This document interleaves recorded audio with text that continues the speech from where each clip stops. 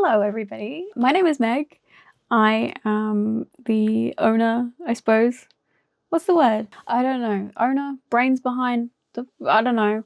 I'm the person that runs this channel, Crisis Crafts. And this is the first episode of a brand new podcast called The Crisis Cast. Since we're at the beginning of 2026, I'm kind of gonna leave off whips, acquisitions and all that sort of stuff.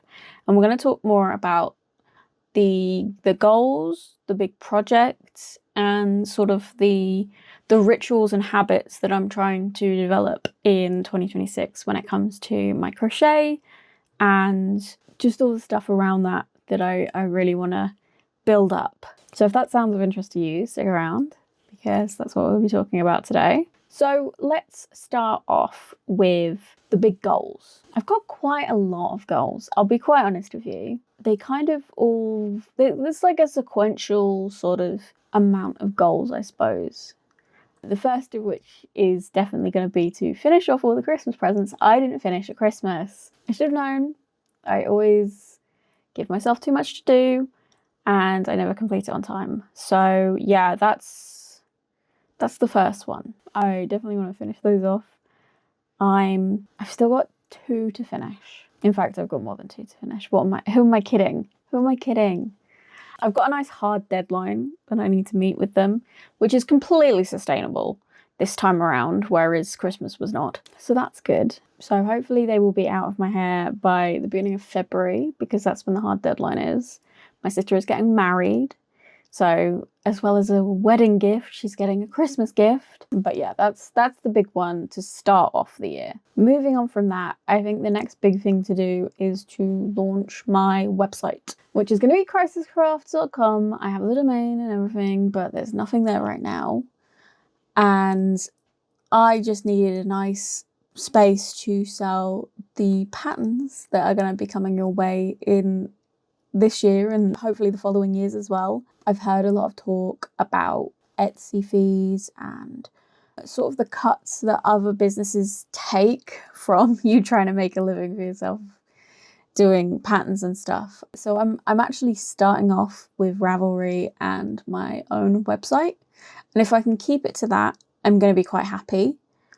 There is a possibility that I will branch out into Etsy if needs be, but if I can keep away from Etsy, that would be really, really great. Because I've heard some horror stories. No hate to anybody that does use Etsy as a platform to sell their patterns. It's just not for me, unfortunately. So once I've launched the website, we're definitely going to have to fill it with some patterns. And I've kind of got big plans, which we'll talk more about in the projects section. I'd like to have something release in every like product drop slot that I have originally set out to do. So the first of those is going to be at like the end of March, and then yeah, we'll see from there. I've got sort of a plan. I don't want to hard launch it right now because there is a lot that could go wrong. There's a lot of unknowns. This is all very, very new to me. So yeah, this is all stuff that I'm trying to work out right now. And so yeah, I'm keeping my plans a little bit close to my chest right now in terms of launches and things like that. But the projects that are coming up, I will definitely talk to you about. And then the final goal for me is to clear all of the whips that I have collected from the past 3 or so years that I've been crocheting. I did a tally and it was in the realm of about 40. I haven't got that many anymore. I have frogged a bunch. I have donated about 80% of my yarn stash at this point. We had a big kind of drains up on what we were keeping around and we really didn't have the place to store it. We kind of still don't. We're trying to work that out right now, but it's definitely at a more sustainable level now. So all of that got donated. Very happy about that. It's going to a good home. As far as I know, the people that I donated it to making blankets and stuff for hospitals as well. So it feels even better that that's where it's gone and not just, you know, well, it doesn't matter either way, but it's even cooler that it's going to people that are donating, making stuff for donation with it. So in all that, I got the total number of whips down to, I think, 14. I think once the Christmas whips are done, we're down to 10. And the 10 that I've kept, I'm really, really invested in.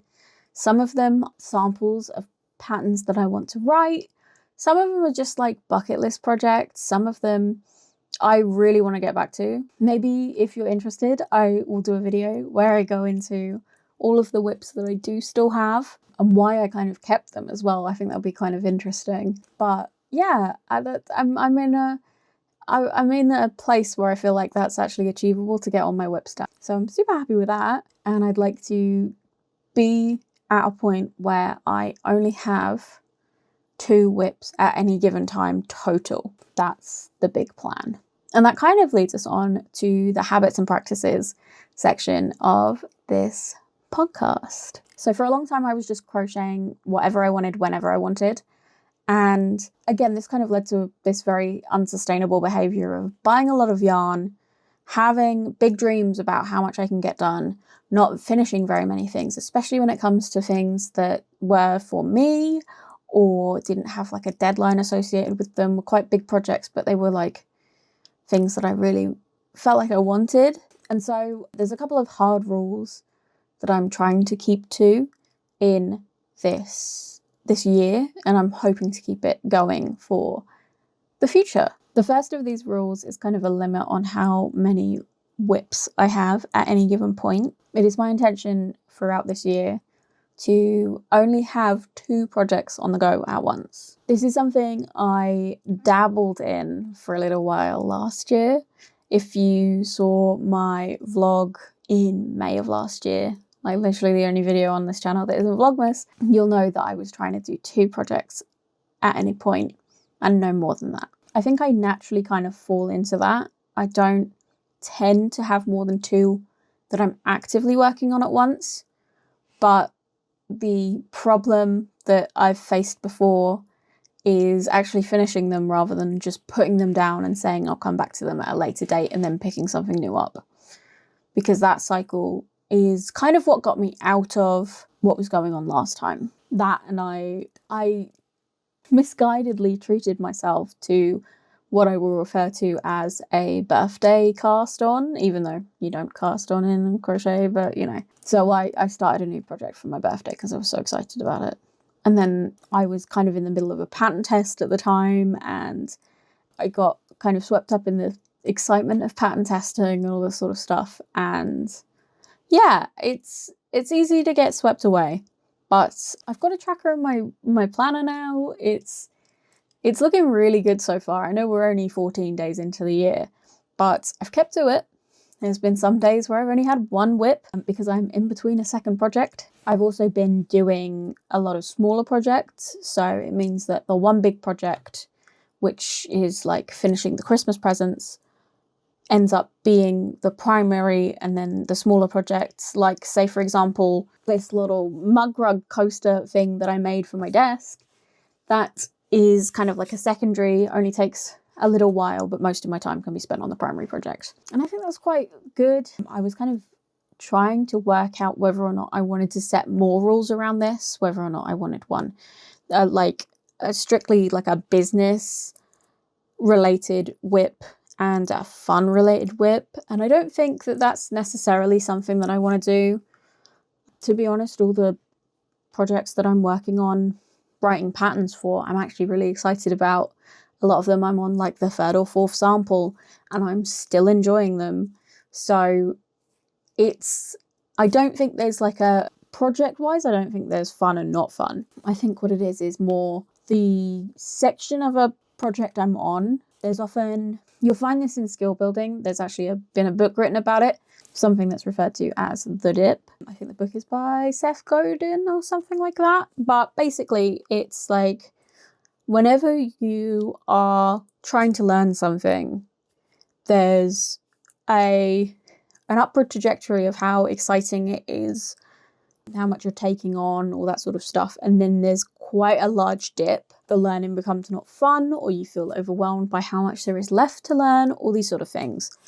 And I feel like there's the same thing in projects. You've probably heard it Sleeve Island is a thing.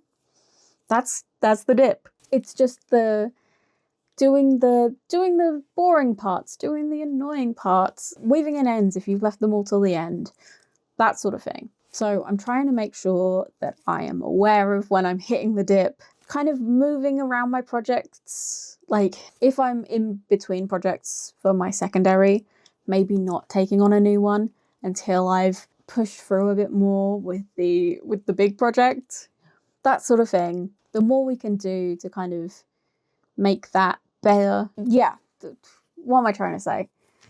The more we can do to make this sort of time in a project better, I think is really optimal here. And a lot of the time, it's just having the motivation to sit down and do something. And if there's no other project that you could be working on, but you want to crochet, you know, lean into it. And actually sometimes sitting down and putting the time in to get those things done actually makes them much less frightening. Sometimes putting in the time to get started on these trickier parts of a project makes them fly by. I know it's happened where I'm feeling kind of stressed out about a project, it's taking me forever.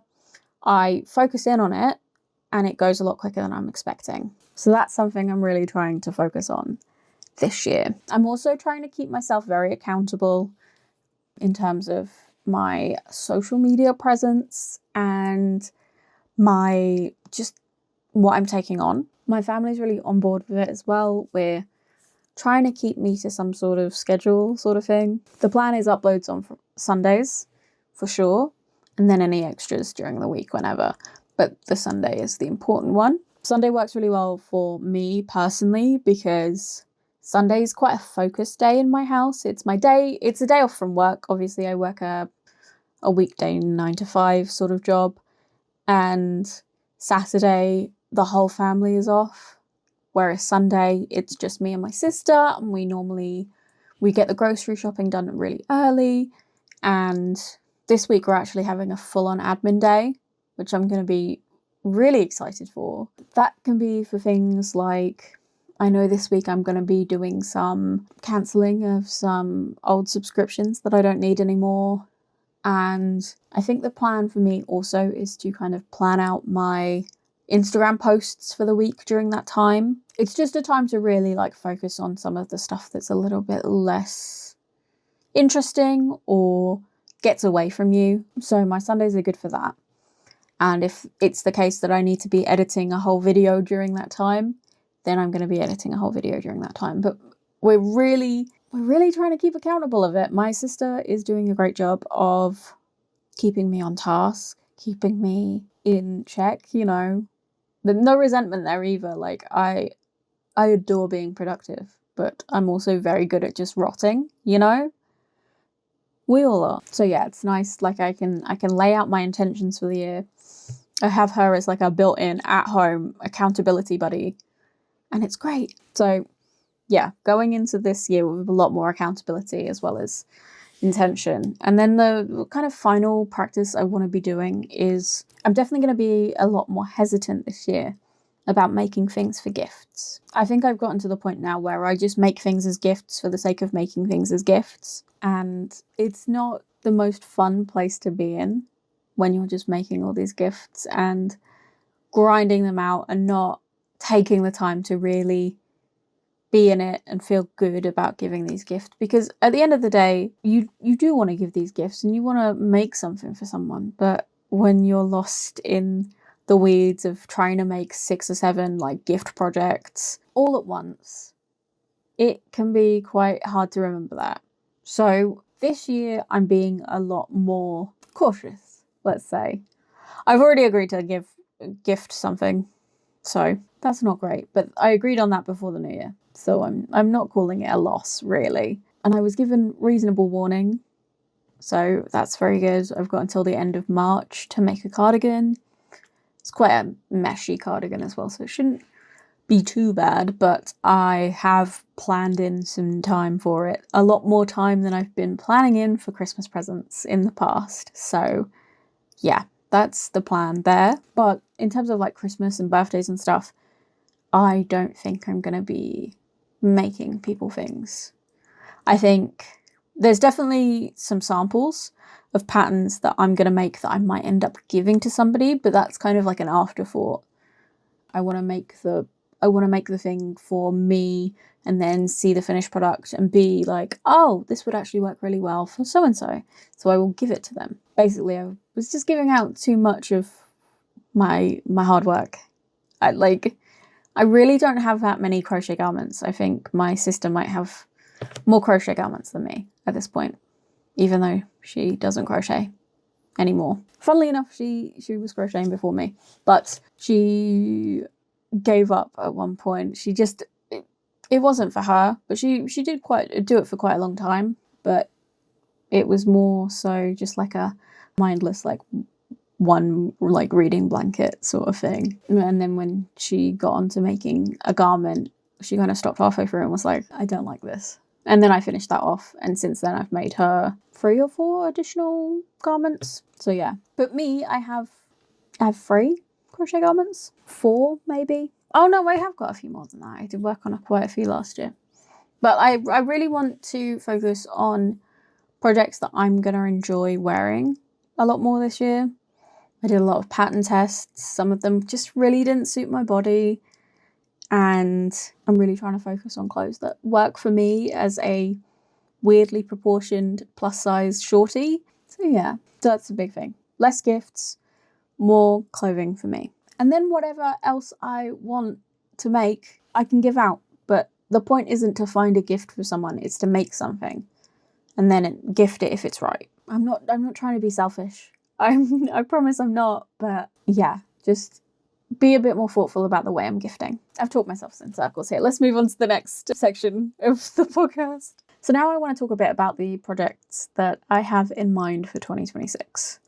Now, some of these are patterns that I want to write. Some of them are just things I want to make for me. There may be some patterns in here from other people that I really want to try, or whips I'm desperate to finish, but I will give you kind of a rundown of what's going on. So last year I made 2 different samples of a cardigan, which I kind of fell in love with. You saw the first one in that vlog in May time, and the second one I made just before I went away to Disneyland Paris in September. But these cardigans are like super beginner Tunisian crochet join as you go cardigans, and the idea of it kind of blossomed the further and further we went into these samples. So the first sample I made was a stash busting project. It was using some kind of primary colours that I didn't feel I was particularly interested in. I kind of used them to make a gift for someone else, and they were kind of sitting around in my stash. There was about 600 grams of yarn that I didn't know what to do with, so I ended up putting together this kind of cardigan pattern just on a whim. I'd liked the idea of making myself a big chunky oversized cardigan for a while, and my original concept for it required me to buy a lot of yarn, and I was really trying not to at the time. I was really trying to de-stash. Not that I did the best job of it, considering that I got rid of like 8 full bin bags of yarn at the beginning of this year. Massive donation. It was amazing. But anyway, this cardigan. So the base pattern I am calling the Ross cardigan. Basically, the collection is kind of themed around like creativity, artistry, kind of do-it-yourself kind of vibes. And so I named it the Ross cardigan after Bob Ross. And you'll probably see a theme when I get to another of the projects that I'm working on. But yeah, so the base is called Ross, the Ross cardigan. And then I've got these add-ons that you can pick up, you can mix and match, you can do whatever with, and they'll all work with this pattern. And so those first 2 cardigan samples I made actually were kind of dry runs and samples for the 2 add-ons that I have as well. So that first one ended up being really cool, like vintage kidcore. And so I named the add-on the Newman. Well, I called it the Newman cardigan, but I've realised that I don't need to write a whole separate pattern just for the cardigan. So it's the Newman add-on, I suppose. named after Randy Newman of Toy Story. And then the second of these samples that I made was like a kind of steampunk celestial themed cardigan, in this case, that was inspired by the aesthetic of Space Mountain and Discoveryland in Disneyland Paris. And that was called the Verne cardigan, named after Jules Verne, who was the inspiration for that area of Disneyland Paris. So I have the pattern for the cardigan, like the base pattern, and I've got these two add-ons. And then in my kind of musings over the last, 6 or so months since I made the first one, I was like, wouldn't it be cool if I could have a bunch of different garments that these add-ons worked for? So over the Christmas period, I ended up making a couple of samples for a quarter zip style jumper, which I named the Buchanan jumper. No, the Buchanan quarter zip, after Neil Buchanan of Art Attack. Are you getting the theme now? I imagine you're getting the theme now. So this quarter zip, originally, when I first started drafting it up, I was just like, I'd love a Tunisian crochet quarter zip. I think that would be really cool. Plus, it was something a bit more unisex cardigan. The cardigan, I don't know what it is about oversized cardigans, but they feel really feminine to me. No shade to anybody wearing them. I think that all clothes are really unisex and you can lean masc or femme regardless of your gender identity. But to me, the quarter zip was more of a unisex shape. So I was able to make a sample of that for my stepdad, who is, a man. I don't know what I was trying to say there. Yeah, I felt like it was a suitable thing to gift to my stepdad. So originally, this was just something I wanted to make. I didn't think of the two items as interchangeable yet, but the more I got through the pattern, the more I was like, it would be really cool if I could just use the same add-ons in this quarter zip. So that's the plan. I'm reworking the pattern. Well, I haven't really written the pattern for the quarter zip. I want to remake the sample, one for me this time, but with the sort of dimensions and stitch counts that would be needed to work with these add-ons. And then I kind of want to release a couple more add-ons when this new base pattern kind of comes out. So I think I'm naming the collection the Art Cart. Sorry, I should enunciate. And so each release of the art collection is going to have one base pattern and then maybe 1 to 2 add-ons with it, so that you can bundle them up together. I will probably do some sort of discount code if you do something like that. But I've got 4 base patterns in my head. I've got the cardigan, the Ross cardigan, the Buchanan quarter zip, the Spate tee, which is named after Mark Spate of the TV show Smart. Yeah, the theme is TV artists. And then the final one was going to be a sweater called the Warby sweater, after Lloyd Warby, who took over hosting Art Attack later in its life. I'm very quickly running out of TV artists, to be quite honest with you, so I don't know how many more of these I'm going to be able to do, but I will work something out. We might have to start moving into contemporary artists, if needs be. Maybe there'll be a Banksy something or other. A Banksy bag. What's up? Now I want to do that. Why did I say that? So yeah, that's the plan. And I do have plans for the add-ons. I wanted them to kind of span quite a range of different styles, aesthetics, all that sort of thing. So first drop is going to have the Verne add-on and the Newman add-on, which are the Vintage Kidcore and the Celestial Steampunk. And then at the same time as the quarter zip releases, my plan is one add-on that's inspired by the tapestry form called Bargello. I think that's just going to look really cool in Tunisian crochet, which is kind of why I'm leaning into it. I've got the first design for the add-ons for that one kind of drafted up in my head. Well, I got it down on paper actually. I can put the little sketch up that I did on here on the quarter zip, but I definitely need to do a lot more brainstorming, planning, and all that sort of stuff for that add-on. In fact, I'd like to add a bit more to the other 2 add-ons as well, so that they really feel like they're worth their money. And then the second one I'm thinking of doing for the quarter zip release is inspired by the tile work of Sicily, and I'd like to do that with mosaic Tunisian crochet, which is something I've not tried. I've done mosaic crochet before. I've actually pattern tested a mosaic crochet garment as well, but I'd really love to do a really like ornate tile work inspired patchwork in mosaic Tunisian crochet to go with this collection. And I think that would look really cool on a cardigan, or it could be like with the quarter zip, you're not doing the full thing as patchwork, but like the patchwork stripe across the bottom. I think that would look so cool.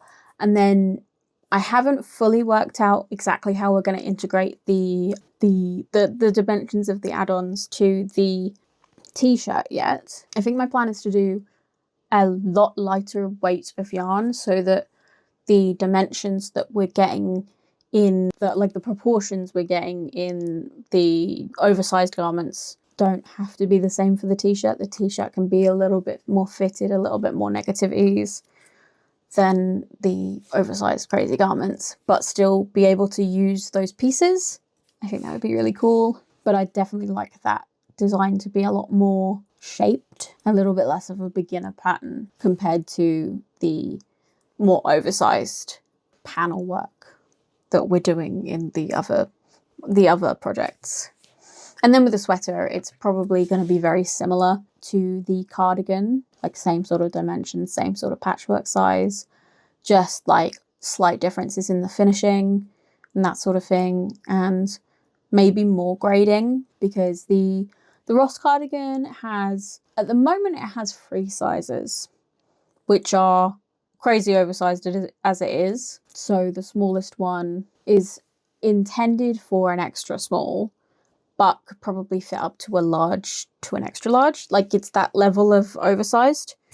So I wanted to make sure that it covered the sizes needed for extra small all the way up to 5XL with this intended like ease. But because it's oversized, I've got a bit more leg room in terms of like how much ease per size we're doing. So there is going to be a slight range of ease in terms of where you sit on the sizing spectrum. The size I made myself, I normally wear a 2XL in a lot of crochet garments, and that would be the middle of the kind of size range. So I'm thinking I might keep it as the 3, or I might split it even more into like 5.